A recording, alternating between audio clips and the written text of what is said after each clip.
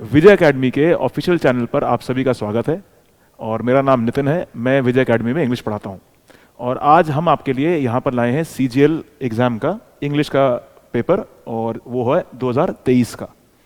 तो इसके एनालिसिस के ऊपर चलते हैं और देखते हैं कि इसमें क्वेश्चन किस तरह करने चाहिए थे ताकि हम अपने आगे के एग्जाम्स के लिए अपने आप को तैयार कर सकें। आइए, तो पहला सवाल एरर स्पॉटिंग से जुड़ा हुआ था और एरर स्पॉटिंग में उसने आपसे बोला कि मेरे पास ये एक वाक्य है और उसने जो गलत हिस्सा है उतने पोर्शन को उसने मार्क कर दिया और उसने पूछा अब इन 4 ऑप्शन में से आप कौन सा आंसर को लेना चाहेंगे।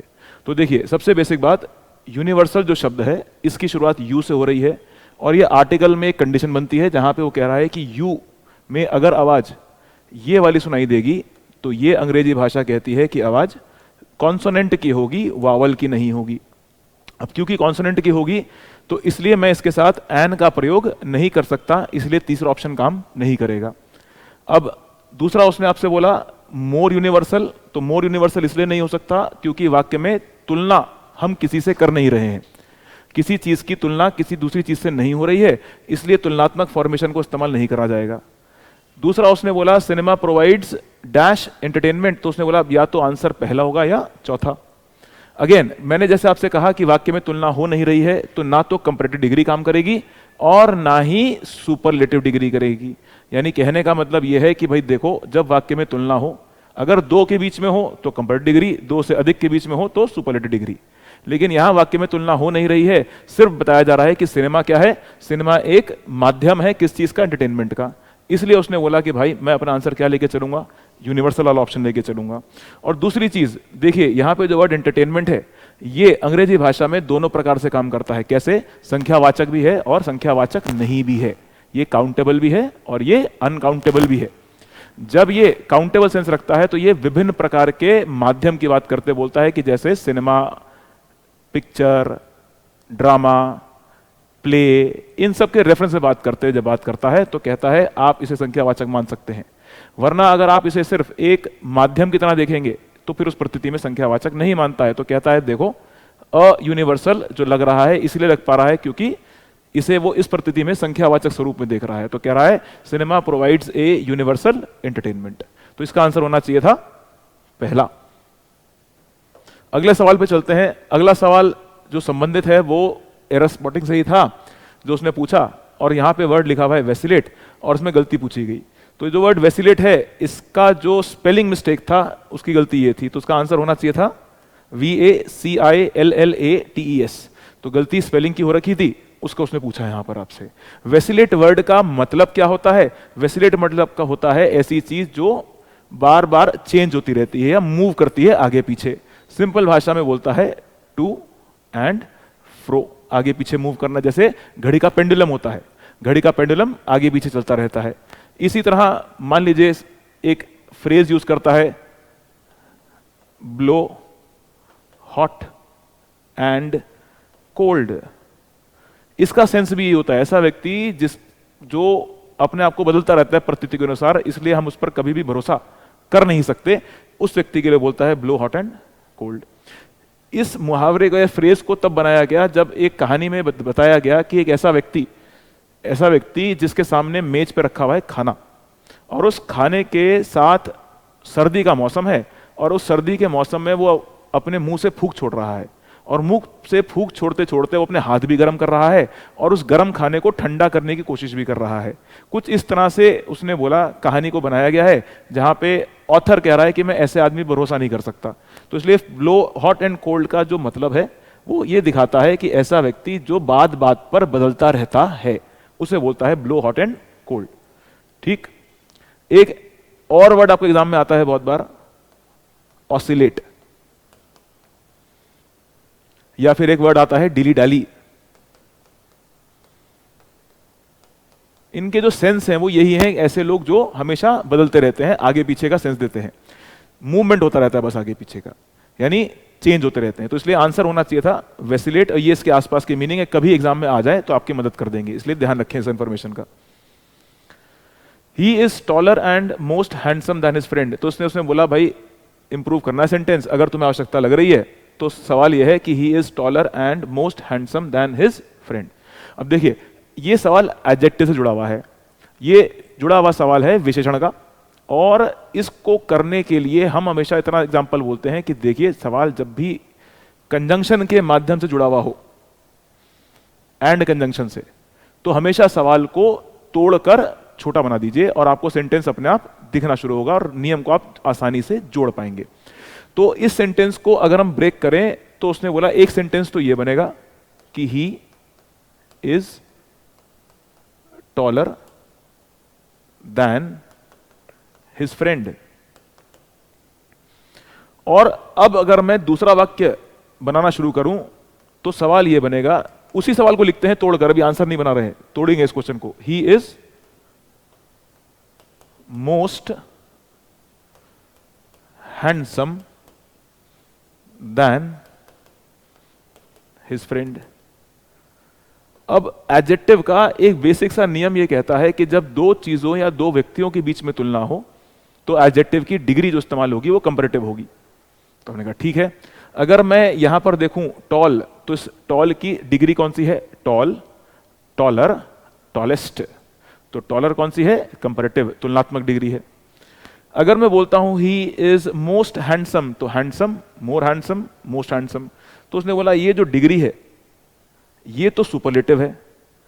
व्यक्ति मुझे यहां पर जो दिख रहे हैं वो दिख रहे हैं दो, तो दो लोगों के बीच में तुलना करते हुए जो एडजेक्टिव की डिग्री आनी चाहिए वो डिग्री होनी चाहिए कंपैरेटिव। लेकिन मोस्ट हैंडसम कंपैरेटिव डिग्री नहीं है, इसलिए मैं इसका इस्तेमाल नहीं कर सकता।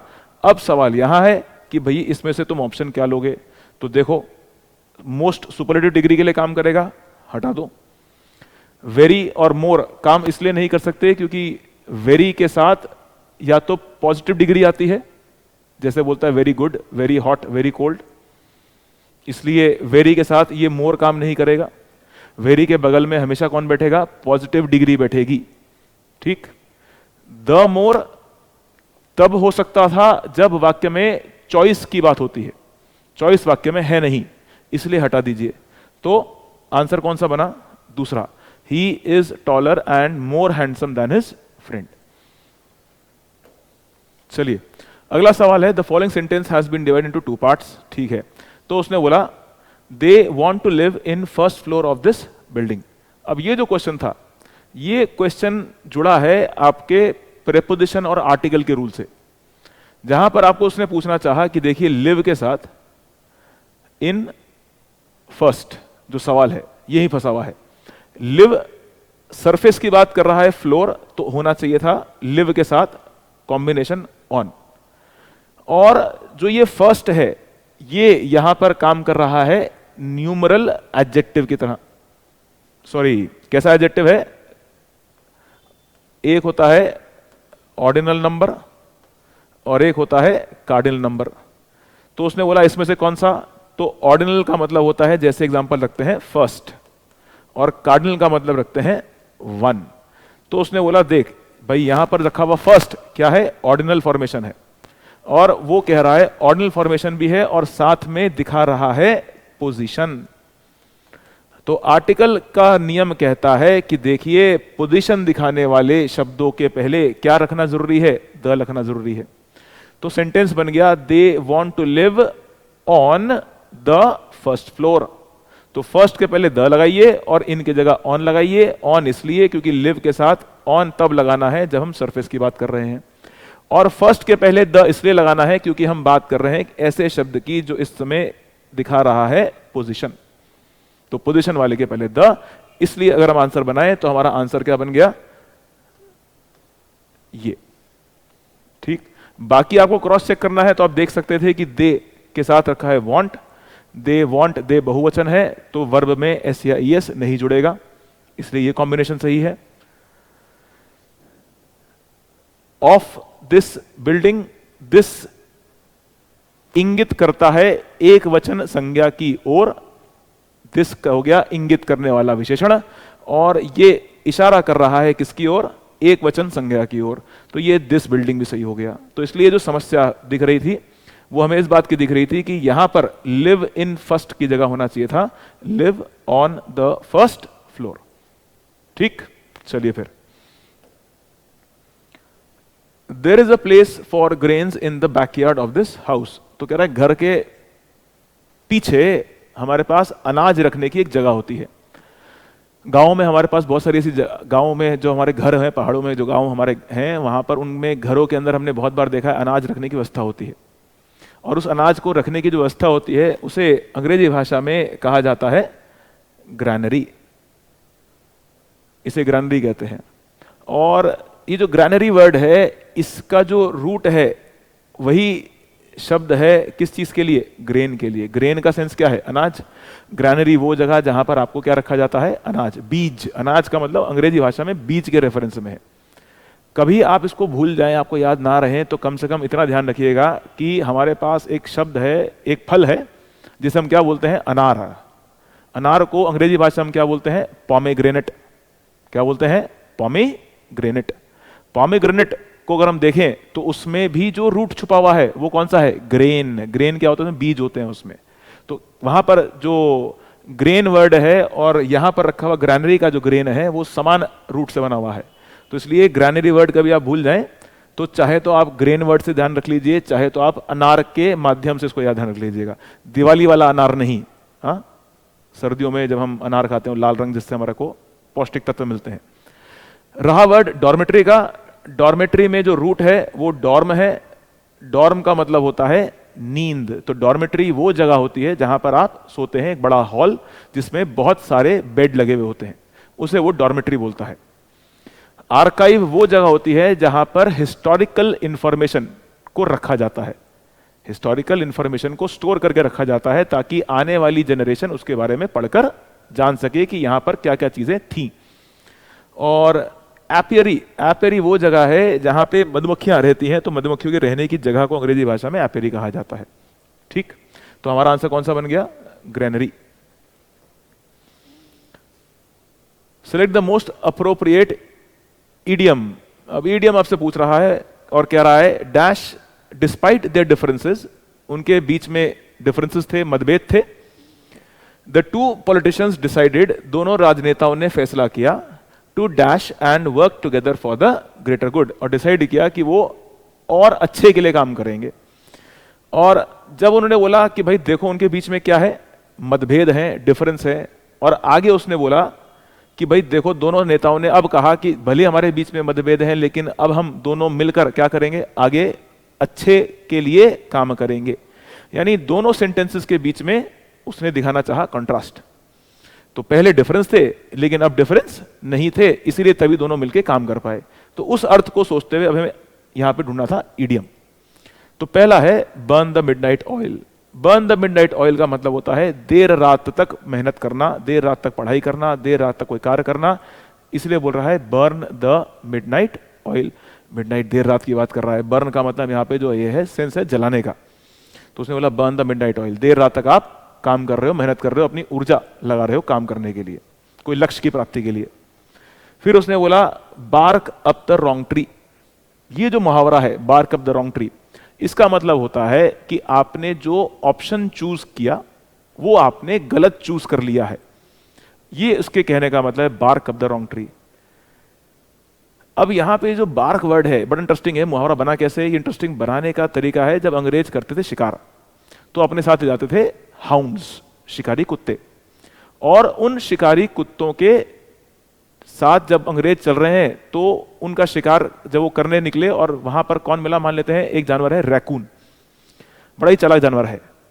और उस रैकून की चालाकी ये होती थी कि वो कुत्ते को इतना बेवकूफ बना देता था कि वो चढ़ता किसी और पेड़ पे था और कुत्ते को लगता था कि वो इस पेड़ पर चढ़ा हुआ है, यानी चढ़ गया वो ए पेड़ पर और कुत्ते को लग रहा है कि वो बी पेड़ पर चढ़ा हुआ है, और वो वहां पर खड़े होकर भौंकता था। कौन? वो डॉग।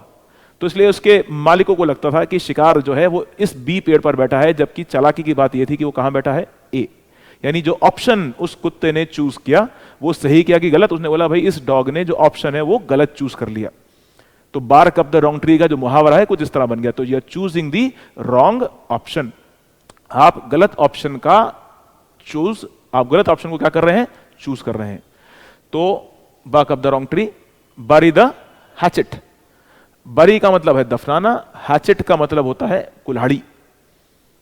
तो रेड इंडियंस, यानी फिर ये अंग्रेजों के मुहावरे हैं, तो वहां पे रेड इंडियंस जो थे उनके बीच में कबीले थे अलग अलग, और अलग अलग कबीलों के बीच में जब कभी लड़ाई झगड़े हो जाते थे तो उस लड़ाई झगड़े को खत्म करने के शक्ल में वो क्या करते थे, अपने जो नेता थे यानी अपने जो कबीले के सरदार थे उनकी कुल्हाड़ी लेकर दोनों लोग क्या करते थे, मट्टी में गाड़ देते थे, ये कहकर कि देखो अब हम दोनों ने अपनी दुश्मनी हमेशा के लिए खत्म कर दी। तो कहता है बरी द हैचेट का मतलब क्या है, अपनी दुश्मनी को हमेशा के लिए खत्म कर देना, एनिमिटी को अंत कर देना, ये कहने का भाव है। और blow of steam, blow of steam का मतलब है अपने अंदर की एनर्जी को बाहर निकालना, अपने गुस्से को, एनर्जी को, किसी भी तरीके से अपनी एनर्जी को रिलीज करना, अपने अंदर के गुस्से को रिलीज करना। जैसे मान लीजिए मोहन को बहुत गुस्सा आ रहा है, तो अपने गुस्से को खत्म करने के लिए वो मैदान में दौड़ने चला गया और उसने आज वहां पर 4 चक्कर की जगह 15 चक्कर लगा दिए ताकि उसका सारा गुस्सा उसके अंदर से बाहर आ जाए।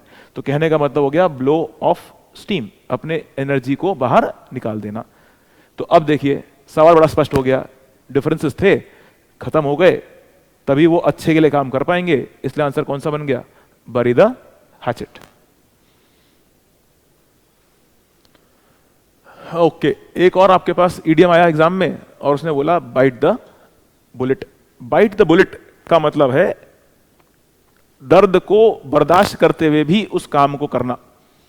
आप वो पेन एंड्योर कर रहे हो, बर्दाश्त कर रहे हो अंत तक, और आप कह रहे हो कोई बात नहीं मैं फिर भी इस लक्ष्य को प्राप्त करके रहूंगा, to endure the pain till the very end, अंत तक कर रहे हो उस चीज के लिए। तो अब इस ऑप्शन को पढ़ना शुरू करें तो कहता है the children played in the park on Sunday day, on a sunny day. तो कह रहा है इसमें किसी भी प्रकार से किसी चीज, किसी दर्द को, परेशानी को बर्दाश्त या सहन करने के अर्थ में वाक्य नहीं बनाया गया है, इसलिए ये तो हटा दीजिए।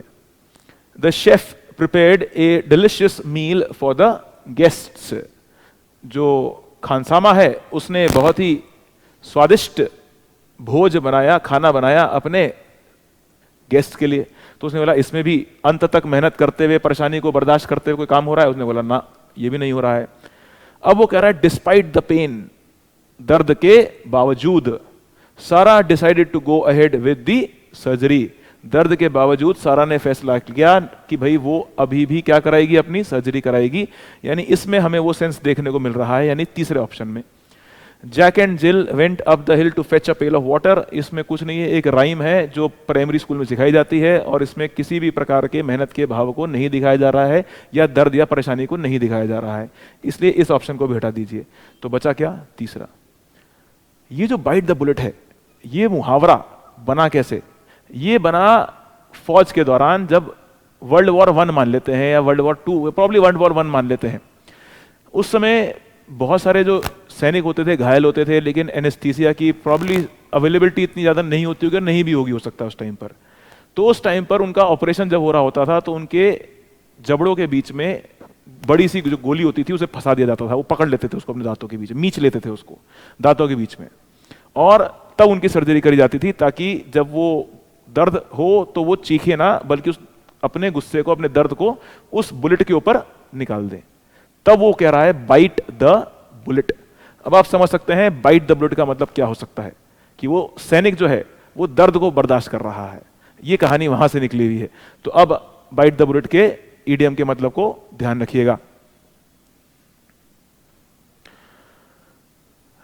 फिल इन द ब्लैंक्स था Robin watched as the smoke dash steadily from the chimney.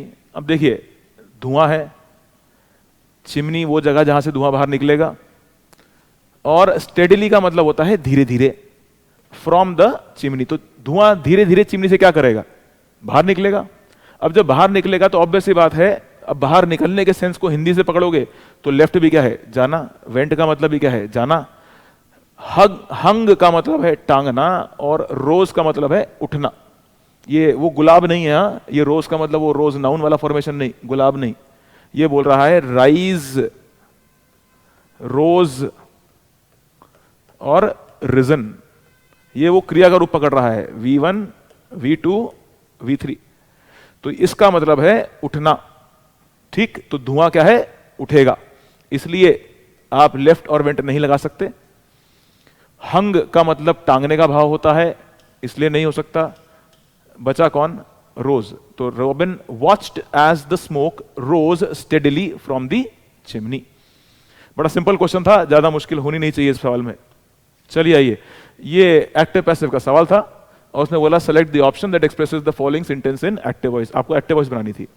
तो देखिए बच्चों, जब आप एक्टिव वॉइस बनाते हैं और हुम और हु वाला केस बनता है तो अंग्रेजी भाषा बड़ी साफ बोलती है कि अगर आप पैसिव वॉइस बना रहे हो बाय हुम, तो यानी एक्टिव वॉइस की शुरुआत किससे हो रही होगी?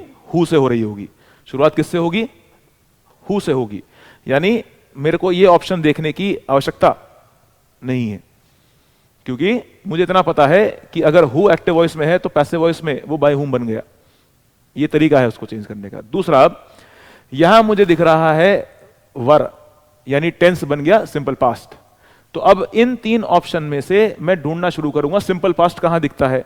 तो देखिए, हैज टॉट लिखा है, ये हो गया, हैज से मालूम चल गया प्रेजेंट है, हैज के साथ लगी वर्ब, थर्ड से मालूम, वर्ब की थर्ड फॉर्म, तो बोल गया प्रेजेंट परफेक्ट, यानी कि प्रेजेंट परफेक्ट नहीं हो सकता सवाल, इसको भी हटा दीजिए। हु टॉट यू इंग्लिश या who had taught you English, ये पास्ट प्लस वर्ब की थर्ड फॉर्म, ये है पास्ट परफेक्ट। सवाल मेरा सिंपल पास्ट का है, इसलिए मैं अभी भी इस ऑप्शन के साथ काम नहीं कर सकता। तो बचा कौन? Who taught you English grammar and composition, और आंसर बन गया हमारा सेकंड। तो देखिए, एलिमिनेशन के माध्यम से आप अपने आंसर को बड़े आराम से चुन सकते हैं। तो इस तरह सिंपल सिंपल स्टेप्स फॉलो कीजिए और अपने आंसर को बनाइए।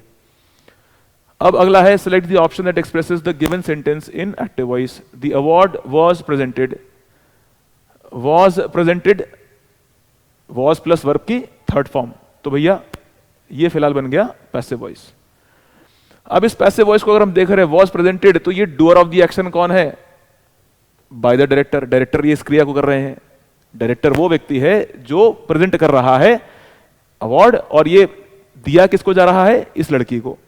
तो अब सवाल बाय द डायरेक्टर है, तो फिर इसका मतलब यहां पर जो सेंटेंस की शुरुआत होनी चाहिए वो भी किससे होनी चाहिए? इस व्यक्ति से जो एक्शन को करेगा। एक्शन क्या है? प्रेजेंट करना। तो हो गया the director presented the award to her. Simple सवाल। अगर आप ऐसा करेंगे कि she presented the award to the director, तो ये मीनिंग बदल गया। सेंटेंस बन तो गया, पर सेंटेंस का मीनिंग चेंज हो गया। सेंटेंस बन गया शी प्रेजेंटेड, यहां पर इस क्रिया को करने वाला जो व्यक्ति है वो लड़की बन गई, जबकि हमें वाक्य में चाहिए था कि इस क्रिया को करने वाला व्यक्ति कौन है? डायरेक्टर है, इस आंसर के आधार पर। इसलिए मैं पहला ऑप्शन नहीं ले सकता। The award presented to her by the director, the award presented के साथ या तो आप वॉज लगाइए, द अवार्ड वॉज प्रेजेंटेड। अगर आप वॉज प्रेजेंटेड लगाएंगे तो फिर पैसिव हो जाएगा। मेरे को सेंटेंस एक्टिव में चाहिए, तो ये भी हटा दीजिए। She was presenting the award, sentence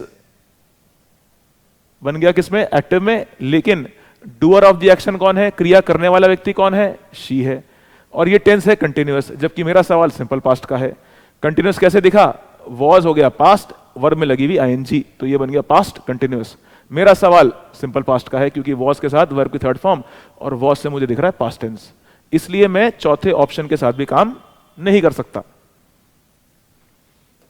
चलिए आइए, पार्ट ऑफ द सेंटेंसेस ढूंढना है। Have been given as the option, select the option that contains an error. Everyone should respect those parents, teachers and elders. अब देखिए, ये एक बहुत ही reading based question है। अगर आप सोच के देखें कि हमें इतना पता है एवरीवन के साथ शुड के साथ आती है वर्ब, शुड के साथ आती है वर्ब की फर्स्ट फॉर्म, ये तो हमें मालूम है कि शुड के साथ फर्स्ट फॉर्म, कुड के साथ फर्स्ट फॉर्म, वुड के साथ फर्स्ट फॉर्म। शुड हैव होता तो वर्ब की थर्ड फॉर्म, कुड हैव होता तो वर्ब की थर्ड फॉर्म, लेकिन शुड के साथ लग गई वर्ब की फर्स्ट फॉर्म। एवरीवन की अगर हम बात करें तो ये अंग्रेजी भाषा में कहलाएगा third person singular formation, indefinite pronoun है, तो ये इनडेफिनिट प्रोनाउन हो गया साहब आपका। Everyone should respect those parents. अब ये जो दोज है, ये जो दोज है, ये इंगित कर रहा है, इशारा कर रहा है किसकी ओर? पेरेंट्स की ओर, टीचर्स की ओर और एल्डर्स की ओर। और जब ये इशारा कर रहा है तो बड़ा स्पेसिफिक नेचर दे रहा है, कह रहा निश्चितता से बोल रहा है कि उन माँ बाप की ओर, जबकि सेंटेंस का जो भाव है वो एक जनरल स्टेटमेंट है। जनरल स्टेटमेंट का मतलब मान के चलिए सिंपल भाषा में एक यूनिवर्सल ट्रूथ की तरह है, जहां पर यह बात हर किसी पर लागू होगी। तो ये जो वाक्य है ये एक जनरल स्टेटमेंट है, और इसलिए मैं इसमें इस दोष का इस्तेमाल नहीं करना चाहूंगा, क्योंकि इस दोष के माध्यम से ये जनरल ना बनकर बड़ा स्पेसिफिक नेचर देने की कोशिश कर रहा है। तो इसलिए दो सेंटेंसेस आपस में मैच नहीं कर रहे इंफॉर्मेशन में। तो ये जो दोष है ये एक ऐसा विशेषण है जिसका इस्तेमाल मैं इंगित करने के लिए करता हूं किसी निश्चित चीज की ओर। कहता हूं वे लोग, दोज पीपल, तब मैं इस दोष का इस्तेमाल कर सकता हूं। तो इसलिए यहां पर इस दोष का इस्तेमाल नहीं होना चाहिए था, यानी सेंटेंस होना चाहिए था everyone should respect parents, teachers and elders. तो वाक्य कैसा हो गया? जनरल। जनरल का मतलब यूनिवर्सल सेंस में हर किसी पर यह बात लागू हो सकती है। तो अब इसलिए हम अपना आंसर देखें तो हमारा आंसर क्या बनना चाहिए था? ये वाला कि भैया हमें यहां पर दोज नहीं चाहिए, सेकंड आंसर बनना चाहिए था। इनडायरेक्ट स्पीच बनानी है इस क्वेश्चन की, तो देखिए साहब बड़ा सिंपल क्वेश्चन था।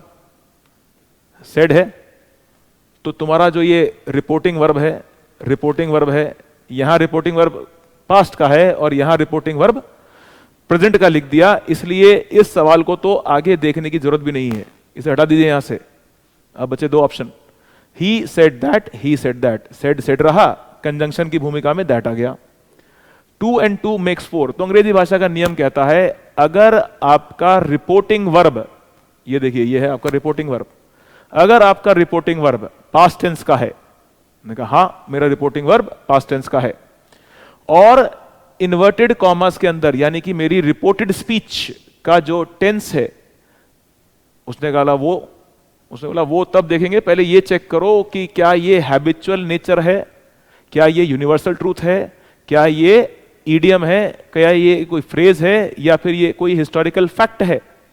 अगर इनमें से कोई भी एक है तो कोट्स में दिया हुआ वाक्य यानी कि ये 2 and 2 make 4 कोट्स में दिया हुआ जो वाक्य है, इसके टेंस में कोई चेंज नहीं होगा। सवाल समझ में आया?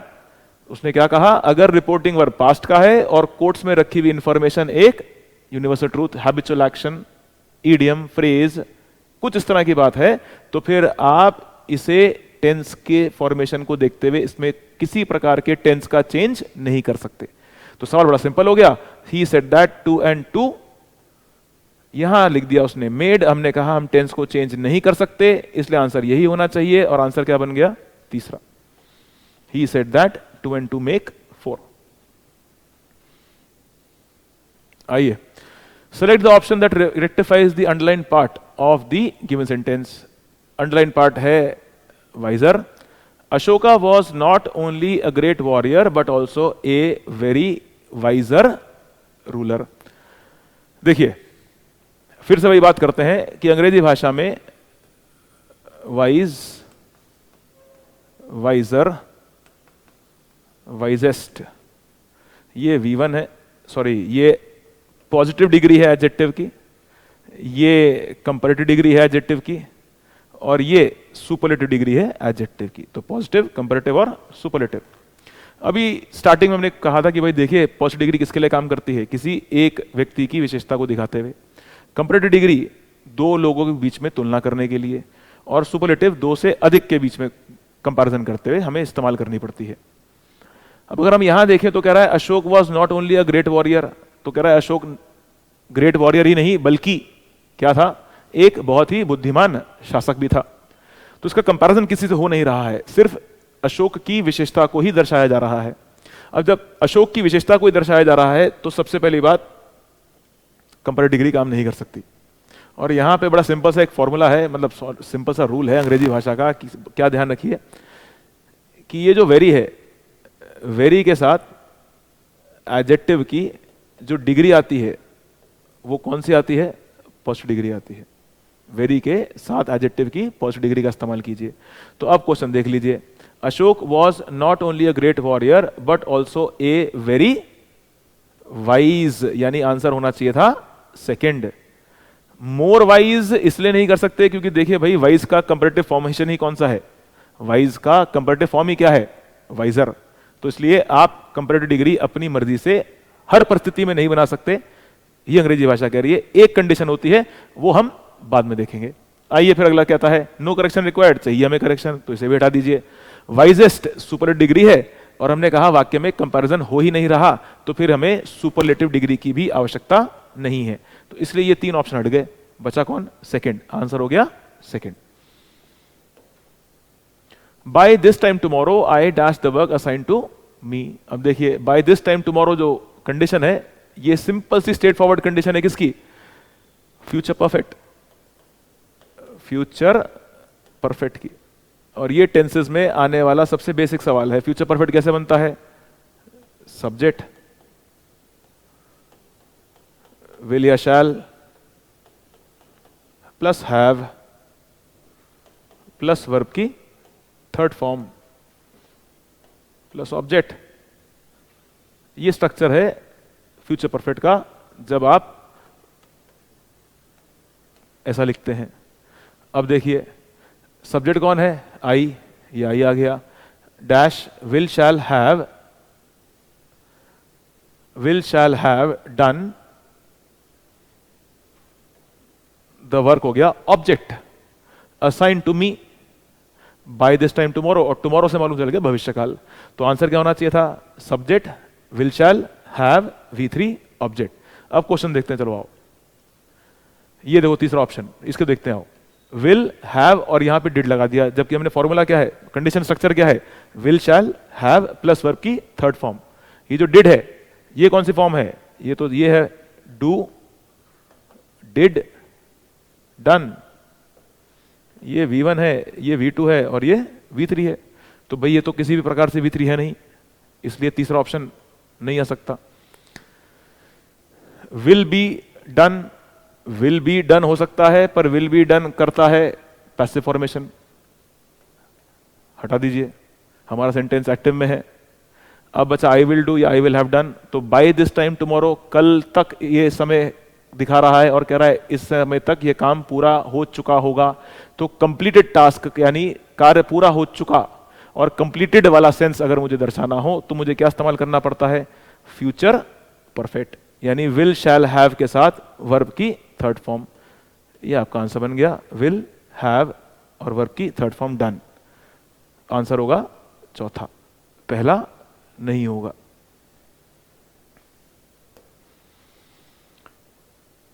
Select the option that can be used as a one-word substitute for the underlined phrase in the following sentence. अब ये देखिए सवाल वन वर्ड का है, और उस वन वर्ड को उसने पूछा कैसे? एक सेंटेंस के माध्यम से उसने वन वर्ड जानना चाहा आपसे, ठीक? तो उसने बोला she was born for her ability, she was born for her ability to communicate effectively and express herself clearly in writing and speaking.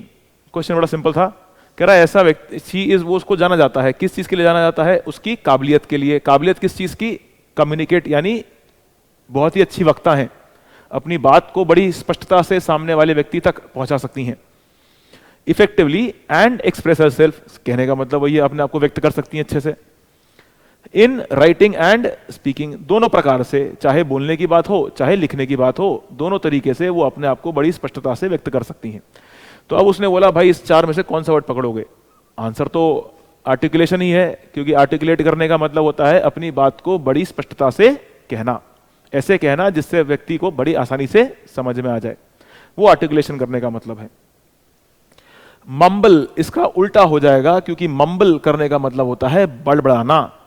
आपको जब गुस्सा आता है तो आप गुस्से में अपने मुंह में ही बड़ बड़ बड़ बड़ बड़ कर रहे होते हैं, आप बोल नहीं पाते हैं, तो फिर वो मम्बल करने का सेंस है। तो मुंह में ही आप कुछ गुन गुन गुन गुन बोले जा रहे हैं, that idea is called mumbling. तो स्पष्टता से ना बोलना, तो ये तो उल्टा हो गया, हटा दीजिए। इनकोहेरेंस, इनकोहेरेंस का मतलब क्या है? किसी चीज के बीच में तालमेल ही नहीं है। अब जब किसी चीज के बीच में तालमेल ही नहीं होगा तो कभी स्पष्टता से दिखेगी नहीं वो चीज। तो किसी भी चीज में जब क्या ना हो, बैलेंस ना बना हुआ हो, तालमेल ना बना हुआ हो, तो बोलता है वर्ड इन कोहेरेंस। और रैम्बलिंग, रैम्बलिंग का मतलब भी अगर आप देखेंगे तो आपको मिलेगा एक ऐसा सेंस जहां पर आप स्पष्टता से नहीं बोल रहे, एक मतलब ये होता है। और दूसरा सेंस अगर आपको याद रखना है तो इससे याद रख सकते हैं, कौन से वर्ड से? रोम से। रोम का मतलब होता है बगैर किसी लक्ष्य के यहां से वहां भटकना, बगैर किसी लक्ष्य के यहां से वहां भटकना है। तो रैम्बलिंग का एक मतलब यह भी मिलता है अंग्रेजी भाषा की डिक्शनरी में कि आप एक जगह से दूसरी जगह जा रहे हैं बगैर किसी लक्ष्य के, और आप काम की तलाश में बस भटक रहे हैं यहां से वहां। जैसे ऐसा व्यक्ति जिसके पास कोई लक्ष्य ही नहीं है और वो यहां से वहां भटका जा रहा है, तो उस सेंस को दिखाते हुए वो किसका इस्तेमाल कर सकता है? रोम के आइडिया को याद करते हुए आप दिमाग में रख लीजिए कौन सा वर्ड? रैम्बलिंग।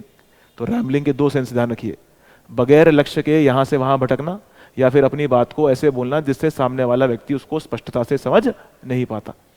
तो इसलिए इन ऑप्शंस को देखते हुए हमारा सबसे अच्छा आंसर कौन सा बन गया? आर्टिकुलेशन। ठीक, चलिए अगले सवाल की ओर बढ़ते हैं। अगला सवाल हमारा, the girl was dash as she was drenched in the rain. Drench का मतलब होता है पूरी तरह से भीग जाना, ये ड्रेंच का मतलब है। जब आप बरसात हुई, बाहर बहुत तेज मूसलाधार बारिश थी और उस मूसलाधार बारिश में आप गए तो आप के कपड़े पानी से तरबतर हो गए, पूरी तरह से भीग गए, ये वाला भाव ड्रेंच्ड है। और अब जब हम सवाल पढ़ते हैं तो कह रहा है the girl was dash as she was drenched in the rain.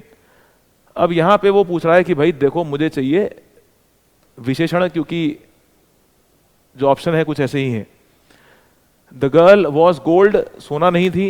The girl was bolt, bolt का मतलब नट बोल्ट के सेंस में समझे तो वो भी हो सकता है। बोल्ट का मतलब दरवाजा बंद करना भी हो सकता है। बोल्ट का मतलब थंडर बोल्ट, बिजली गिरने का सेंस बोल्ट भी हो सकता है, वो बिजली का सेंस भी हो सकता है। तो उसकी बात नहीं कर रहा है, कह रहा है कोल्ड और टाइट। व्यक्ति टाइट नहीं होगा, व्यक्ति को कैसा हो गया? मतलब ठंड लग रही है, और पानी में जब आप भीग जाएंगे तो आपको क्या लगेगी? बहुत ज्यादा ठंड लगेगी। The girl was cold as she was drenched in the rain. इसलिए आंसर सिंपल भाषा में क्या होना चाहिए था? ड्रेंच्ड इन रेन में कोल्ड का आंसर बनना चाहिए था। तो बहुत सिंपल क्वेश्चन था, बस थोड़ी आपकी रीडिंग स्किल है उसके ऊपर आपको ध्यान रखना है। चलिए अगला सवाल देखते हैं। The speakers emphasis is on the present day problems that are being faced by ordinary men of India. कह रहा भाई इस सेंटेंस में क्या ढूंढने का है? इसमें फिर आपको उसने एरिस्टोटिल पूछा है। अब ये जो क्वेश्चन था ये स्पेलिंग बेस्ड क्वेश्चन था। क्वेश्चन यही है, द स्पीकर्स एम्फोसिस, ये जो स्पेलिंग है गलत लिख दी है उसने, होना ये एस नहीं चाहिए था, यानी आंसर क्या होता? चौथा, क्योंकि स्पेलिंग बेस्ड मिस्टेक है, बाकी इसमें और कोई समस्या थी नहीं, नथिंग एल्स, स्पेलिंग मिस्टेक है, एम्फोसिस की गलती है।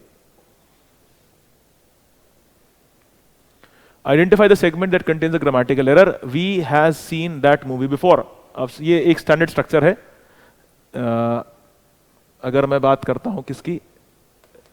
प्रेजेंट परफेक्ट की, जब सब्जेक्ट सिंगुलर होता है तो हैज के साथ आती है वर्ब की थर्ड फॉर्म प्लस ऑब्जेक्ट, और अगर सब्जेक्ट बहुवचन होता है तो आप इस्तेमाल करते हैं हैव के साथ वर्ब की थर्ड फॉर्म और ऑब्जेक्ट।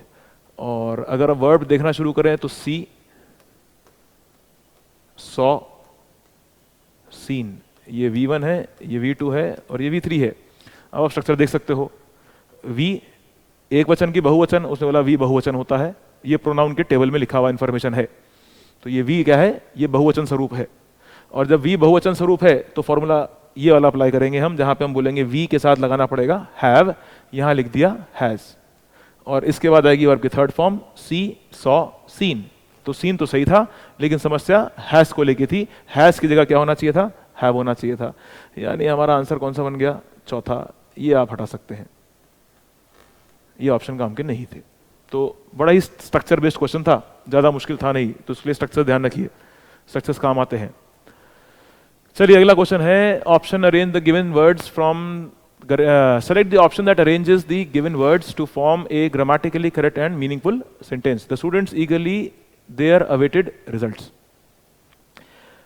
अब इस क्वेश्चन करने के लिए देखिए तरीके सब लोग अपने अपने बना सकते हैं, बहुत सारे लोग अपने तरीके होंगे, पर मेरे को जो सबसे आसान और सबसे बढ़िया तरीका लगा इस क्वेश्चन को अप्रोच करने का, वो मेरे दिमाग में ये रहा कि अंग्रेजी भाषा में हमारे पास होते हैं अधिकार दिखाने वाले विशेषण। इनकी शक्लें कुछ ऐसी होती हैं। ये जो अधिकार दिखाने वाले विशेषण हैं, इनकी शक्लें कुछ इस प्रकार से देखने को मिलती हैं।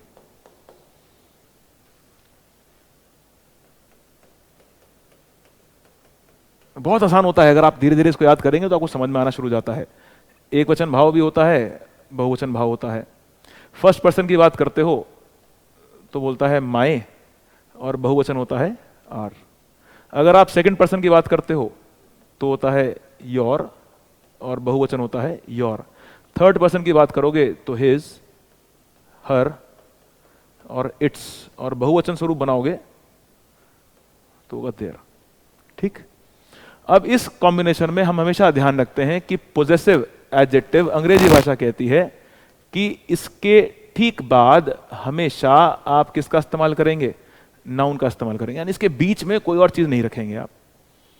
ये दोनों इंटैक्ट रहेंगे एक साथ, इसके बाद हमेशा नाउन दिखेगी। ठीक। तो इस क्वेश्चन को देखते हैं, बड़ा सिंपल था। The students eagerly their awaited results. अब ये जो रिजल्ट्स है ये तो नाउन है, और अगर तुम इस देयर को देखो तो इस लिस्ट में तुम्हें दिख रहा है, ये रहा देयर, देखो ये रहा देयर। ये देयर क्या है? अधिकार दिखाने वाला विशेषण। और इस अधिकार दिखाने वाले विशेषण के साथ क्या नहीं चाहिए? संज्ञा। क्या इसके बगल में संज्ञा दिख रही है? उसने बोला नहीं है। तो उसने बोला यहां पर अगर देखा जाए तो ग्रामेटिकली सेंटेंस गड़बड़ हो रहा है। अब ऑप्शन ढूंढने की कोशिश करते हैं जहां पर इस देयर को संज्ञा के बगल में बैठाया गया। तो आगे देखते हैं, चलिए आइए। Their results, their students, their results और अवेटेड रिजल्ट्स। ठीक है भाई। तो चौथा ऑप्शन तो हटा सकते हो, क्योंकि देयर के बाद लिखा हुआ ईगरली, ईगरली है एडवर्ब, उत्सुकता से, ये हटा दो। The awaited ईगरली। अब द अवेटेड ईगरली अगर बोलोगे तो ऐसा लग रहा है कि क्रिया करने वाला व्यक्ति कौन है? द। और द क्रिया करने वाला व्यक्ति नहीं हो सकता क्योंकि यह आर्टिकल है। तो सिंपल सी बात है, द वाक्य में डूअर ऑफ द एक्शन यानी क्रिया करने वाला व्यक्ति नहीं बन सकता। इसलिए इस क्रिया के साथ ये द सब्जेक्ट की भूमिका में काम नहीं कर सकता, इसे भी हटा दीजिए। तो भले यहां पे देयर स्टूडेंट्स था, काम नहीं करा, तो हमने वहां से पता लगा लिया। तो दो ऑप्शन हट गए, देखिए। Eagerly awaited the students their results, और the students eagerly awaited their results. अब देखिए इस क्रिया को करने वाला व्यक्ति कौन है? छात्र। तो ये बन गया subject, doer of the action. तो एक्टिव वॉइस में doer of the action starting में आएगा। ये हो गया students subject, doer of the action, action क्या है? अवेटेड। कैसे किया? Eagerly adverb. तो the students eagerly awaited their results. Grammatically सारी चीजें फॉलो हो गई। जहां पे स्टूडेंट्स बन गए सब्जेक्ट, अवेटेड हो गई वर्ब, और किस चीज का वेट कर रहे हैं? रिजल्ट्स का, वो हो गया ऑब्जेक्ट। तो आपके पास तीनों कॉम्बिनेशन बराबर बैठ गए। ये इस तरह का सवाल था, तो बड़ा आसान था, सिंपल भाषा में ऐसा कर सकते थे आप इसमें। चलिए 20th क्वेश्चन देखते हैं।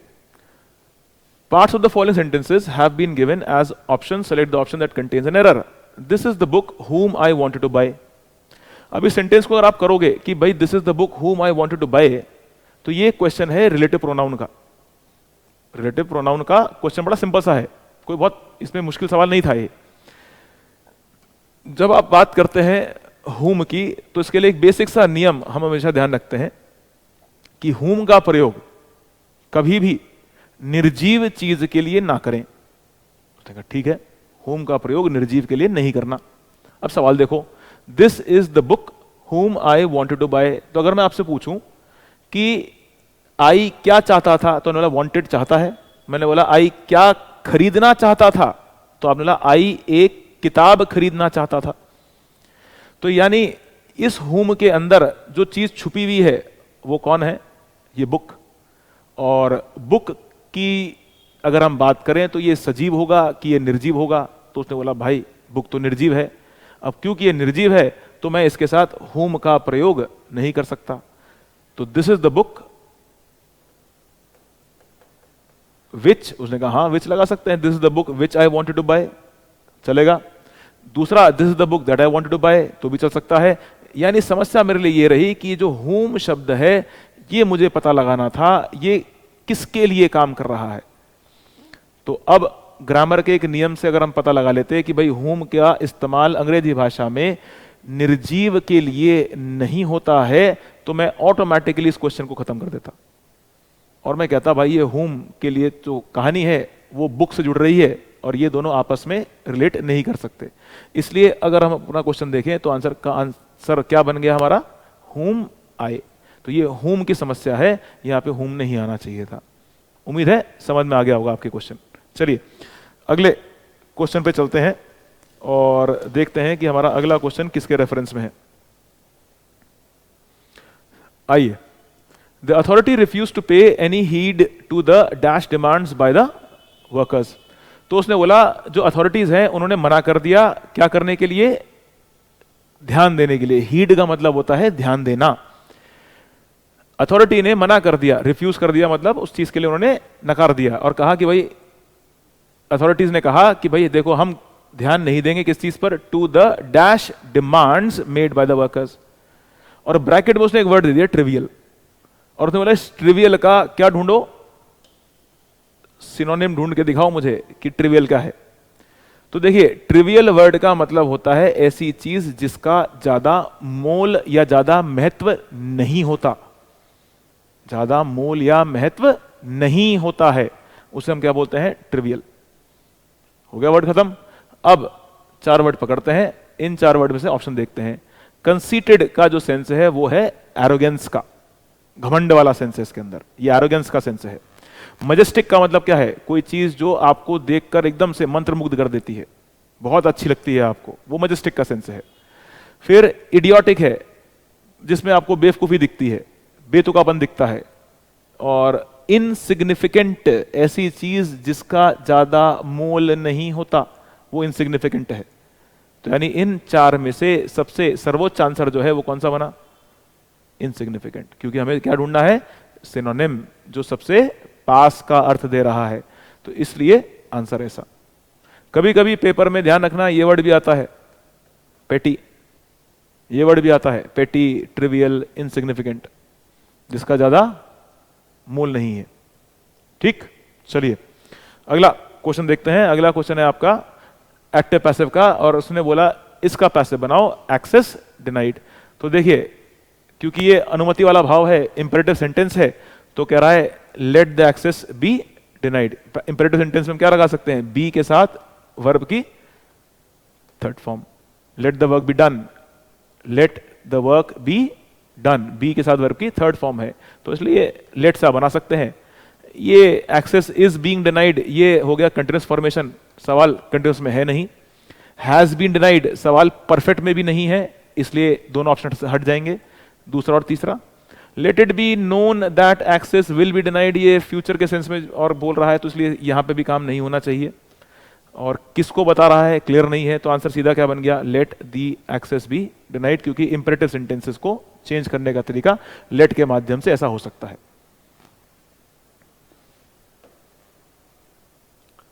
Select the most appropriate option in direct speech. अब वो डायरेक्ट स्पीच में आपको ढूंढना है सवाल, द प्रिंसिपल से मी।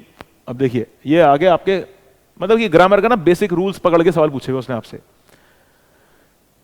प्रिंसिपल एक वचन, अब एक वचन है और तुम्हारी जो क्रिया है वो प्रेजेंट टेंस में लिखी हुई है, और तुम्हारा स्ट्रक्चर में तुम्हें सीखा हुआ है कि देखो जब सेंटेंस में सब्जेक्ट एक वचन होता है और टेंस प्रेजेंट का हो तो वर्ब में लगानी पड़ेगी एस या ईएस। नहीं लिखा, हटा दीजिए। द प्रिंसिपल सेड मी, अब वो कह रहा है जब आप अपना रिपोर्टिंग वर्ब सेड लिखते हैं और एक ऑब्जेक्ट डालते हैं तो इसके बीच में आपको टू भी लगाना है, प्रीपोजिशन टू का सवाल। तो उसने बोला the principal said to me, तो यानी यहां पर समस्या इस बात की है, तो इसलिए इस ऑप्शन को भी हटा दीजिए।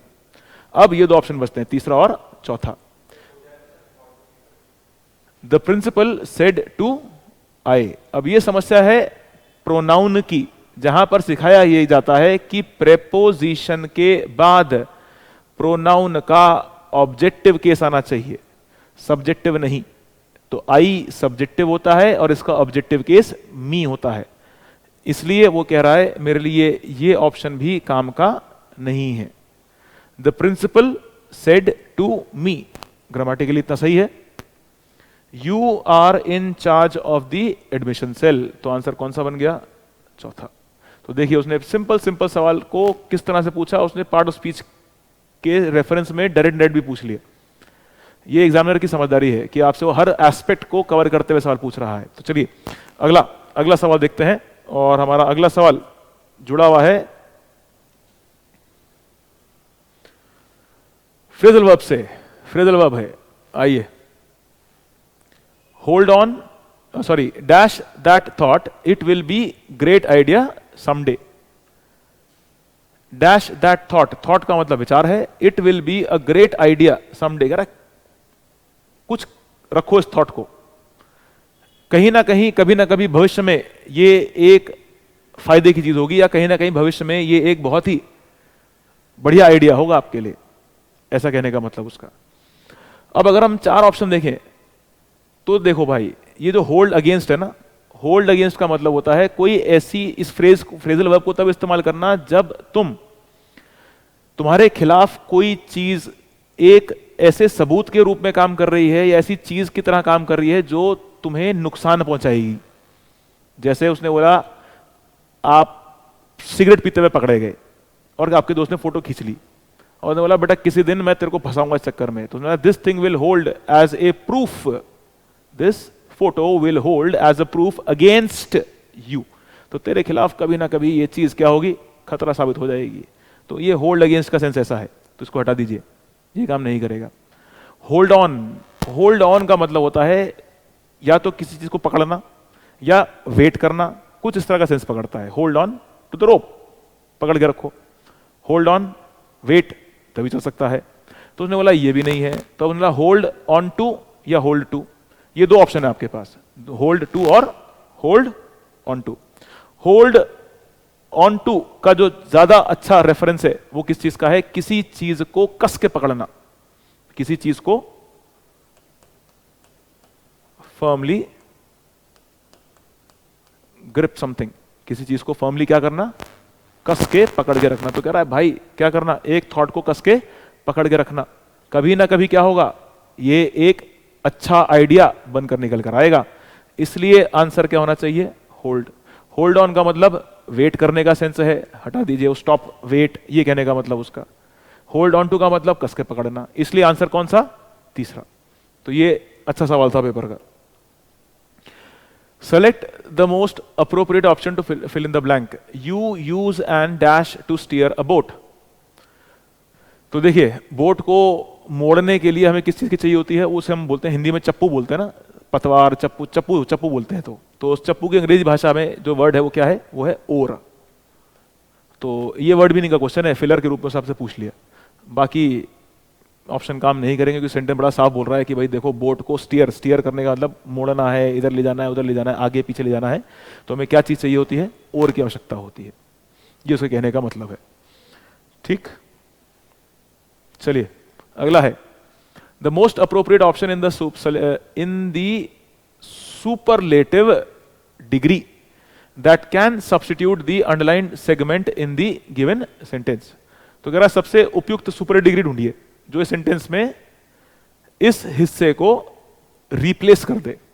This is the challenge task I have ever encountered. अब देखो जब उसने बोला ना आई हैव एवर एनकाउंटर्ड, तो उसके कहने का मतलब है जब से उसने होश संभाला है, प्रॉब्ली जब से पैदा हुआ है मान के चलो, तब से लेके अब तक, जब तक जितने भी उसने चैलेंज एक्सेप्ट किए हैं, जितने भी चैलेंजेस का सामना किया है, उसमें से यानी जितने भी चैलेंज, यानी 1 2 की 2 से ज्यादा जितने भी चैलेंज उसने एक्सेप्ट किए, उनमें से ये वाली चीज सबसे ज्यादा कैसी है, चैलेंजिंग है उसके लिए। तो अब सोच के देखो, more challenging, much challenging, most challenging और चैलेंजिंग। अगर मैं बोलूं this is the challenging task I have ever faced, तो उसने बोला सब में से तो दिखा नहीं पाओगे, तो ये हटाओ। हमें डिग्री चाहिए सुपरलेटिव, सुपरलेटिव बनाने के लिए मुझे क्या चाहिए होगा, most challenging. More challenging comparative formation होती है, ये है आपकी कंपैरेटिव डिग्री। तो उसने बोला मेरे को कंपैरेटिव नहीं चाहिए, क्योंकि मैं तो कह रहा हूं जितने भी चीजों का सामना किया उनमें से ये सबसे चुनौतीपूर्ण रही मेरे लिए, तो इसलिए ये कंपैरेटिव डिग्री हटा दीजिए।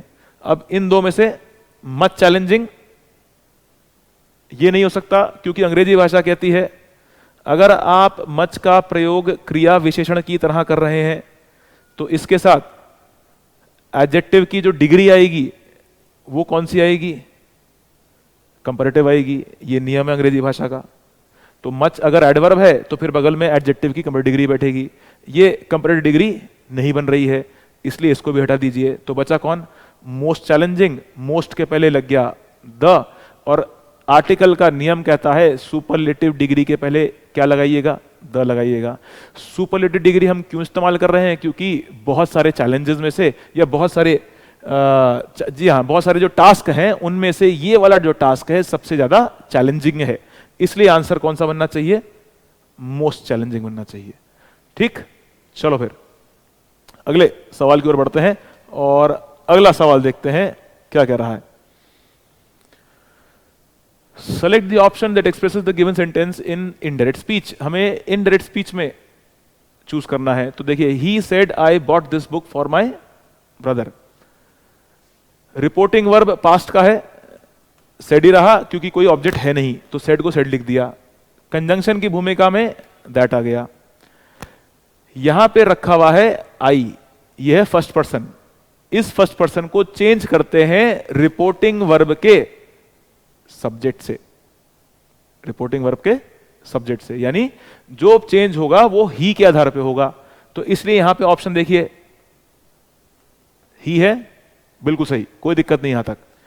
अब उसने बोला ये जो टेंस है ये मैंने पता लगाया वर्ब के फॉर्म को देखकर, क्योंकि बाय का सेकंड फॉर्म क्या है? बॉट।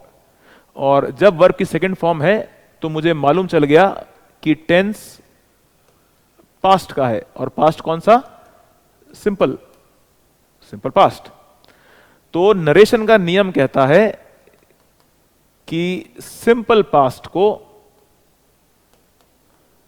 डायरेक्ट से जब आप इनडायरेक्ट स्पीच में चेंज करेंगे तो सिंपल पास्ट चेंज हो जाता है पास्ट परफेक्ट में। ये चेंज होता है पास्ट परफेक्ट में। और पास्ट परफेक्ट का स्ट्रक्चर कैसे बनता है? पास्ट परफेक्ट का स्ट्रक्चर बनता है सब्जेक्ट हैड प्लस वर्ब की थर्ड फॉर्म प्लस ऑब्जेक्ट। आप इस तरह से अपने वाक्य को बना सकते हैं। अब क्वेश्चन को देखना शुरू करते हैं। तो देखिए, यहां तक हम आ गए। अब ये जो बाय है ये कौन सा फॉर्म है भाई? क्या ये हैड प्लस वर्ब की थर्ड फॉर्म है? नहीं है, हटा दीजिए। ही हैड बॉट, बिल्कुल हैड के साथ वर्ब की थर्ड फॉर्म। ही के साथ बॉट लिखा हुआ है, लेकिन ये परफेक्ट टेंस नहीं है, ये तो अभी भी सिंपल पास्ट ही है। यानी कि थर्ड ऑप्शन भी मेरे काम का नहीं रहा, इसे भी हटा दीजिए। पहला ऑप्शन भी मेरे काम का नहीं रहा, इसे भी हटा दीजिए। अब बचा चौथा ऑप्शन, ये परफेक्ट में जरूर है लेकिन ये हैज लिखा हुआ है, इसलिए ये प्रेजेंट परफेक्ट है, इसलिए इसे भी हटा दीजिए। तो बचा कौन? He said that he had bought that book. ये दिस हो गया दैट फॉर माई, ये फर्स्ट पर्सन के लिए काम करता है, तो इसे भी चेंज कैसे करेंगे? रिपोर्टिंग वर्ब के सब्जेक्ट के अनुसार। तो इसलिए ये क्या बन गया? His brother. तो आंसर कौन सा? Second. He said that he had bought that book for his brother. ये आपका आंसर बन जाएगा। ठीक, चलिए अगले सवाल पे चलते हैं। अगला सवाल एक तरीके से एडजेक्टिव के फॉर्मेशन से जुड़ा हुआ सवाल है। Throw a round a stone to create ripples in the water. तो कह रहा है the given sentence has an error. कोई गलती है? Choose the option that corrects the error. अगर कोई गलती है तो उसको ठीक कर लीजिए। तो देखिए, अंग्रेजी भाषा में एडजेक्टिव्स के टॉपिक के अंदर एक पर्टिकुलर नियम दिया जाता है, जहां वो ये बोलता है कि हमारे पास कुछ ऐसे विशेषण हैं जिन्हें वो बोलता है क्या दिखाते हैं? एब्सोल्यूट पोजीशन, यानी ये फिक्स नेचर के होते हैं, इनको हम चेंज नहीं कर पाएंगे। जैसे कि सिंपल भाषा में अगर मैं बोलता हूं सर्वोच्च न्यायालय, सिंपल सर्वोच्च न्यायालय यानी सुप्रीम कोर्ट, तो जो सुप्रीम का सेंस है वो सुप्रीम का सेंस किस चीज का है? सर्वोच्च का है, सबसे ऊपर है। तो सुप्रीम के आगे मुझे मोर या मोस्ट लगाने की आवश्यकता नहीं है, क्योंकि सुप्रीम से ऊपर कोई जाएगा नहीं। इसी प्रकार अगर मैं एक वर्ड बोलता हूं कंप्लीट, पूर्ण है वो चीज, तो मुझे कंप्लीट शब्द के पहले मोर या मोस्ट लगाने की आवश्यकता भी नहीं है। तो अब इसी प्रकार से उसने बोला यार यहां देखो, there throw a rounder stone, उसने कहा पत्थर फेंको, और पत्थर कैसा होना चाहिए? गोल। अब जो गोल है तो वो तो गोल ही रहेगा भाई, तुम उसे और कितना गोल बना लोगे? अगर कोई स्क्वायर है तो वो स्क्वायर ही रहेगा, अगर कोई गोल है तो वो गोल ही रहेगा। इसलिए उसने बोला कि देखो भाई राउंडर नहीं होना चाहिए, होना क्या चाहिए? Round. Throw a round stone to create ripples in the water. तो अब क्वेश्चन देखते हैं, यहां बना दिया उसने मोर राउंडर। पहली चीज गलती कि भाई देखो राउंडर तो होना नहीं चाहिए। दूसरी गलती क्या है? देखो मोर भी तुलनात्मक डिग्री है और राउंडर वो सोच रहा है कंपैरेटिव फॉर्मेशन है, तो मोर और राउंडर एक साथ काम वैसे भी नहीं कर सकते, क्योंकि मोर के अंदर भी तुलना का भाव दिखा रहा है और राउंडर में भी तुलना का भाव दिखा रहा है, तो अगर दोनों काम कर ही नहीं सकते। पर वैसे तो राउंडर ही गलत है। खैर चलिए ये भी गलत हो गया। Throw the roundest stone, again the same idea, मैं इसको चेंज ही नहीं कर सकता, राउंड चीज राउंड ही होगी, उससे ज्यादा सबसे ज्यादा गोल क्या होगा? गोल गोल ही रहेगा। गोलाकार है तो गोलाकार है, इसलिए ऐसा कह रहा है, तो इसलिए राउंडेस्ट भी नहीं होगा। थ्रो ए मोर राउंड, राउंड का कंपैरेटिव फॉर्म बनता नहीं है, मोर राउंड बनाना नहीं, क्योंकि हमें बताया गया कि ये ऐसे शब्द हैं जिनके अंदर सेंस किस चीज का है? एब्सोल्यूट पोजीशन, फिक्स रहते हैं ये, इनके साथ मोर मोस्ट नहीं लगाना। सिंपल सवाल, खत्म। तो आंसर क्या? Throw a round stone to create ripples in the water, ये क्वेश्चन का आंसर बन गया। चलिए अगला है error spotting. The following sentence has been divided into 4 parts, one of them contains an error. Select the part that contains the error from the given options. They were married happily before she quit her job. They were married happily before she quit her job. अपनी नौकरी छोड़ने से पहले वो लोग आपस में बड़े अच्छे से रह रहे थे, शादीशुदा थे और वो खुशी खुशी रह रहे थे। अब ये जो क्वेश्चन है, ये क्वेश्चन इस बात पे है कि देखिए अंग्रेजी भाषा में एडजेक्टिव को लिखने का तरीका दिखा रहा है, और अंग्रेजी भाषा में एडजेक्टिव लिखने का तरीका कौन सा है? एक तो ये है शी इज ब्यूटिफुल, और दूसरा है I met a beautiful girl. जहां पे ब्यूटीफुल एडजेक्टिव है और गर्ल संज्ञा है, तो यानी एडजेक्टिव का संज्ञा रखी गई। लेकिन यहां पे रखी हुई है एक लिंकिंग वर्ब, और लिंकिंग वर्ब के बाद क्या रखा हुआ उसने? एक विशेषण। यहां पर भी यही पूछ रहा है कि दे वर मैरिड हैप्पीली कि दे वर हैप्पीली मैरिड। तो सवाल उसका यह है कि भाई ये जो हैप्पीली है ये एडवर्ब है, ये एडवर्ब आना कहां चाहिए? ये पहले आना चाहिए और होना चाहिए दे वर हैप्पीली मैरिड, क्योंकि मैरिड यहां पर क्या हो गया? एक अवस्था दिखाने वाला शब्द, और ये अवस्था दिखाते हुए काम कर रहा है, और ये जो हैप्पीली है ये एडवर्ब की स्पीच है, पार्ट ऑफ स्पीच इसकी एडवर्ब है, और ये एडवर्ब आना चाहिए इसके पहले। तो हो गया दे वर हैप्पीली मैरिड। ये जो मैरिड वर्ड है यहां पर क्रिया की तरह नहीं है, ये एक तरीके से यहां पे पार्टिसिपल का फॉर्मेशन है, पास्ट पार्टिसिपल, जो इनकी अवस्था को दर्शा रहा है कि कैसे थे, खुश थे, इसलिए इसको क्रिया ना माने। ये एक प्रकार से पार्टिसिपल का फॉर्मेशन है, पास्ट पार्टिसिपल का फॉर्मेशन, जो इनकी अवस्था को दर्शा रहा है। तो इसलिए इस परिस्थिति में ये जो हैप्पीली है ये इसके पहले आना चाहिए। ये क्वेश्चन था इसमें, ठीक। यानी हमारा जो कॉम्बिनेशन है, जो गलती है वो कौन सी है? A B C D. तो बोल रहा है select the part that contains the error. तो भाई देखो ये ए है, ये बी है, ये सी है और ये डी है, तो गलती किस में हो गई भाई? बी में गलती है। आंसर ऐसा होना चाहिए।